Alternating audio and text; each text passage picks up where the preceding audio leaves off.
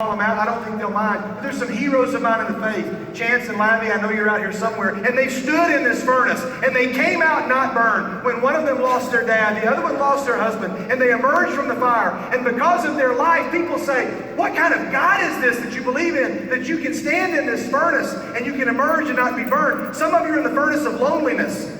Because you don't have a those. You're in the fire, but don't be burned. Or what about the furnace of gossip? Somebody has gossiped against you. You're now an outcast. Everybody's talking about you. You're in the furnace of stress from school, and the flames are getting hotter, and you're so tempted to cheat your way. Some of you are in the furnace of doubt. Or the furnace created by social media that Jeff talked about last night. What about the furnace of self-esteem? You're told you're not enough, and the flames get hotter and hotter because Babylon wants you to believe that you are not good enough.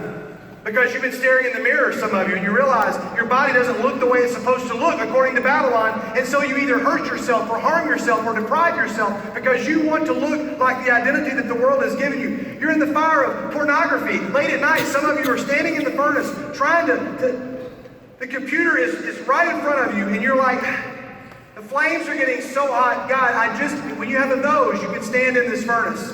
Or the furnace of anxiety. All of these things lead to such anxiety and such depression, which then makes you vulnerable to every single temptation that might follow. But students, I want to challenge you that when you stand in the fire, there is one who stands in the fire with you because your testimony is a story that you tell where God is one of the main characters. Remember the quiz that you took earlier and you all passed? You passed the VBS version of it. But if you're in the fire alone, all those fires we just mentioned, you're going to burn. If you're defined by your enemy, or by something you made, or by like all these answers that you gave, or something, some circumstance you were in, you gave all the right VBS answers, but what about Noah and the promise of God? Joseph and his trust in God, David and the strength of God, Jonah and the great God, Daniel in the hands of God, Shadrach, Meshach, Abednego, and the deliverance of God. Those are the answers. Those are the high school, middle school answers that need to go in this if you're going to make it through. So the three guys that stood up, you guys just stand up one final time. I'm going to give them an assignment. You can take a picture of this when it's all done. This is very simple. Our group has done this back home. It's called 3, 2, 1. I want you guys to get together somewhere private. I want everybody here to find 2 other people.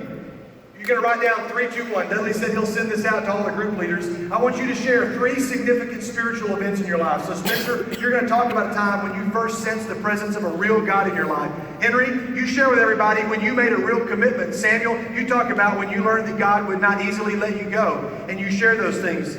Then you each go around and share 2 people who are 2 significant people of spiritual influence in your life.